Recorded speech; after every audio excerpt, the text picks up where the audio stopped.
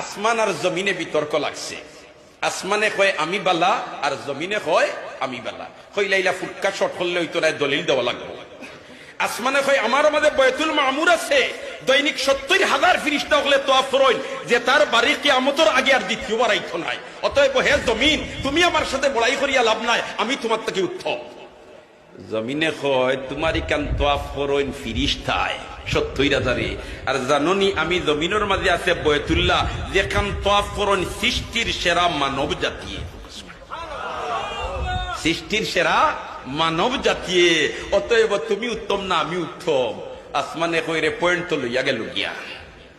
এক পর্যায়ে কইল, হে জমিন বড়াই করিও না তুমি, আমার কাছে বেহেশত ইনদা সিদরাতিল মুনতাহা ইনদাহা জান্নাতুল মাওয়া।